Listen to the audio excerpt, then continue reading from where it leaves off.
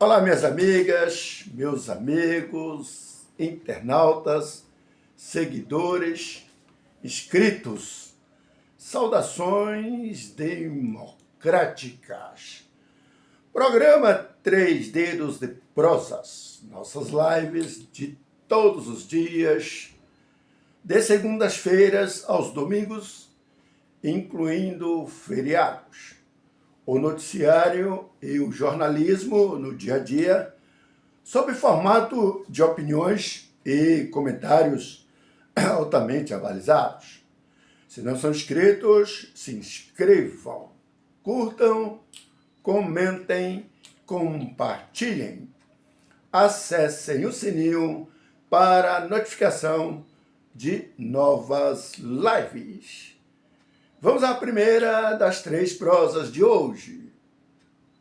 O Brasil é um país que vive seu atual e pior momento na política, na ética, decência e moralidade, e pode ter sua situação ainda mais agravada com a possibilidade de o El Niño de alcançar negativamente em 81% até de chance de atingir uma intensidade muito forte entre outubro e dezembro, cenário que amplia o risco de inundações, secas, ondas de calor e incêndios florestais na maioria de seus estados, segundo o boletim elaborado por 7 órgãos federais.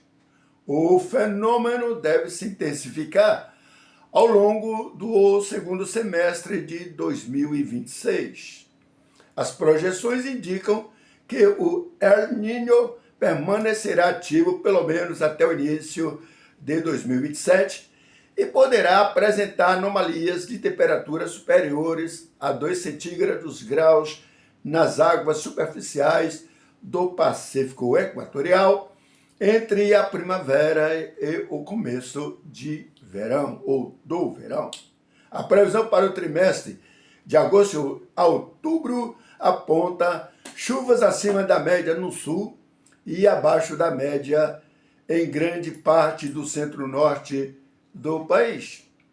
As temperaturas devem ficar acima do normal em praticamente todo o território nacional, favorecendo episódios de calor extremo, baixa umidade e queimadas.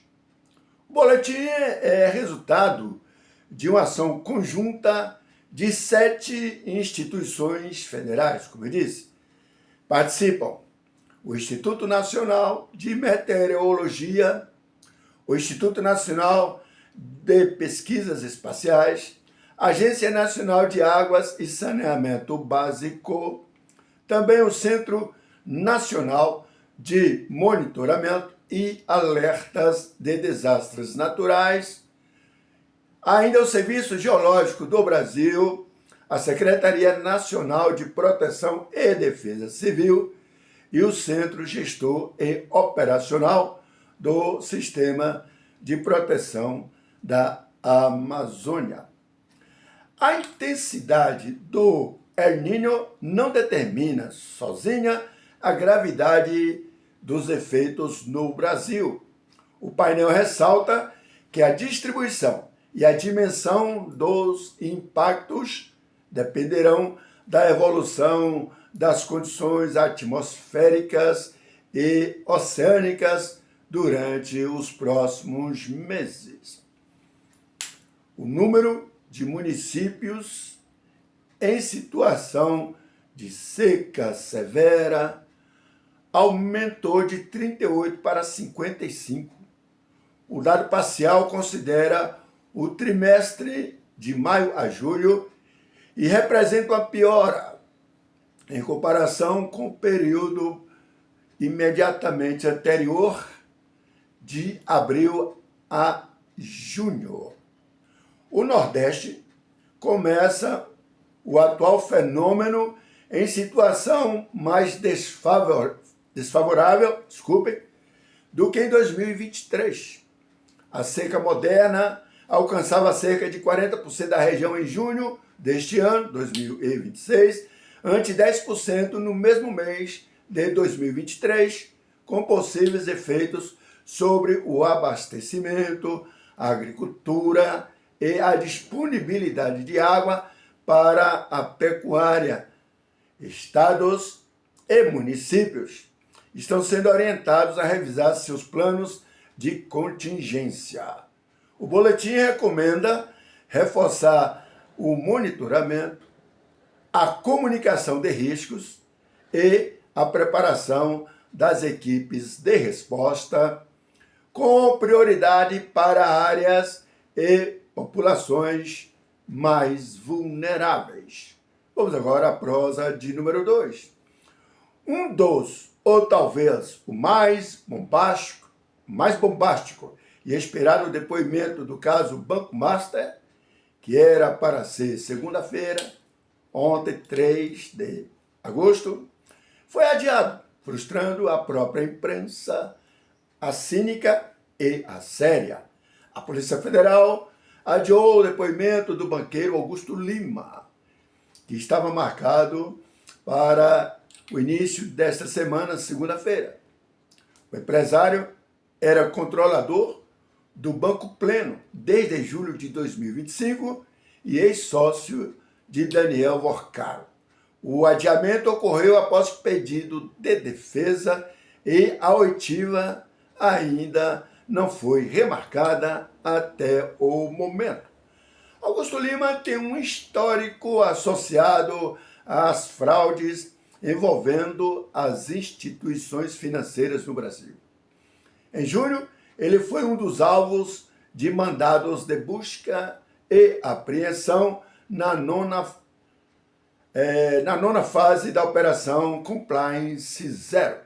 A ação da Polícia Federal também mirou o senador Jacques Wagner, do PT da Bahia, então líder do governo no Senado, agora já não é mais. O ministro do Supremo Tribunal Federal, STF, o senhor ministro André Mendonça, tornou públicos na última quinta-feira, 30 de julho, os detalhes da investigação da Polícia Federal contra o senador Jacques Wagner, como eu disse, líder do governo no Senado, que, segundo a PF, teria ganhado propina e até apartamentos luxuosos para beneficiar o Banco Master. Os novos documentos revelam detalhes da relação entre Jacques Wagner e o empresário, a quem ele chama em conversas de Guga. O Antônio Lima, o Wagner chama de Guga. Entre outros pontos, investigadores identificaram 74 ligações entre o senador e Augusto Lima, o Guga. Vamos agora à prosa de número 3, a última de hoje. A irreverência brasileira cabe magnanimemente quando usa a expressão para denominar a tentativa de mudança da relatoria do processo envolvendo o filho do presidente Lula da Silva, ou Lulinha, apontado como um dos beneficiários do rombo do INSS. Alguém do Supremo Tribunal Federal deve ter dado o drible da vaca, pois a relatoria do processo para investigar Luiz Fábio da Silva, Lulinha, ficou com o ministro André Mendonça.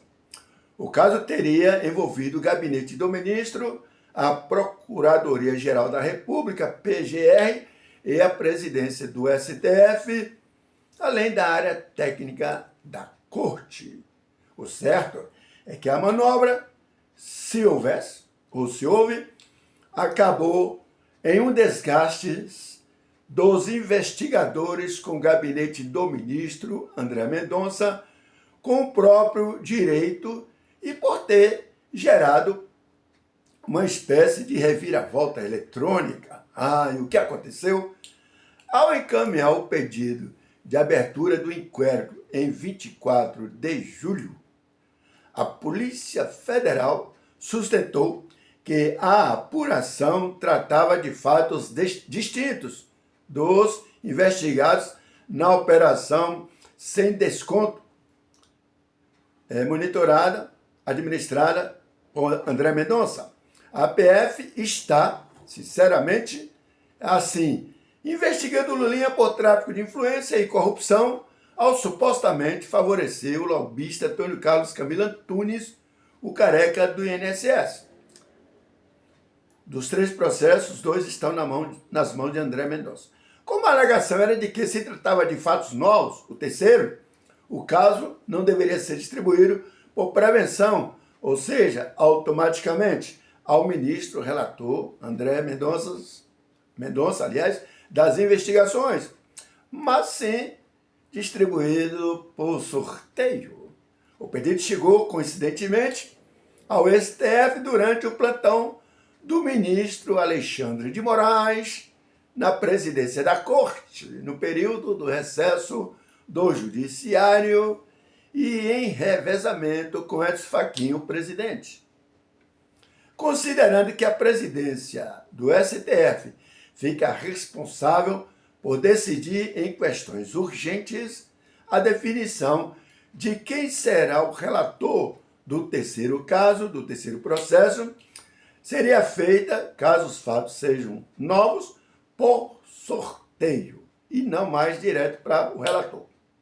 Antes de decidir quem seria o relator, Moraes solicitou manifestação, digamos, cúmplice da Procuradoria-Geral da República para avaliar se havia conexão entre a nova investigação e os inquéritos do INSS sob, como eu disse, a relatoria de Mendonça. Tudo bem articulado. A PGR, em 27 de julho, concordou, claro, com a avaliação da Polícia Federal, ou seja, que a investigação tratava de fatos distintos daqueles apurados no escândalo dos descontos indevidos de aposentados e pensionistas do INSS, e que por isso não havia motivo para reconhecer a prevenção de André Mendonça. Com base nesse parecer, Moraes determinou que o caso fosse distribuído por sorteio, ele está na presidência, entre os ministros do Supremo, tirando de André Mendonça a possibilidade de também ser um relator do terceiro caso. O sistema eletrônico, no entanto, acabou sorteando quem? Justamente o ministro André Mendonça, que passou a conduzir a investigação. Ou seja, deu o famoso drible da vaca nos que queriam mudar, tirar do relator. Segundo a imprensa, nem a Polícia Federal, nem a PGR, nem o ministro Alexandre de Moraes sustentaram que Mendonça estava impedido de atuar no caso, claro. Mas, nos bastidores do STF, a manifestação da Polícia Federal, sustentando que havia a manifestação da Polícia Federal, aliás, sustentando que a nova investigação não tinha conexão com os inquéritos já relatados por André Mendonça. E isto foi vista com muitas ressalvas pelos colegas da Corte. Os membros, integrantes do tribunal, interpretaram a posição da corporação como uma tentativa de afastar Mendonça da relatoria e, consequentemente, retirar o caso de sua condução, o que seria a partir do terceiro, depois o segundo e o primeiro. Como relator, Mendonça autorizou, na última quinta-feira, a abertura da investigação solicitada pela PF contra o filho do presidente Lula da Silva. Na Corte e na Polícia Federal, o episódio contribuiu para aprofundar ainda mais a crise na relação entre o gabinete do ministro André Mendonça e a Polícia Federal, a outra, que existem duas lá, que já vinha acumulando divergências ao longo das investigações envolvendo o Banco Master. Esta a Polícia Federal do Andrei, o diretor-geral. Como ninguém é culpado, num frigir dos ovos, só nos restou utilizar a famosa parábola do livro dos escritores colombianos Jaime Lopera Gutiérrez e Marta Inês Bernal Trujillo para dizer que La culpa es de la vaca, obra que trata da responsabilidade pessoal, da empatia e da melhoria de atitudes no cotidiano, demonstrando como busca por culpados externos impede a resolução real dos problemas. Vamos culpar aos outros. Diante disso, restou culpar a vaca. Se gostaram da live, curtam, compartilhem e também comentem. Se não é inscrito, por favor, se inscrever, acesse o sininho para novas lives. Ao apoiar o nosso programa Três Dedos de Prosas, você fortalece a informação de qualidade e o trabalho de fazer jornalismo com seriedade, ética, responsabilidade e imparcialidade. Entenderam? Muito esforço e dedicação são feitos para produzir nossas notícias. Faça uma doação para garantir a continuidade de nosso trabalho. Qualquer valor é bem-vindo, até 50 centavos. Pode ser Pix para Ionélio Almeida Said ou Said e a chave é 779-9155-7484, Caixa Econômica Federal. Até a próxima live.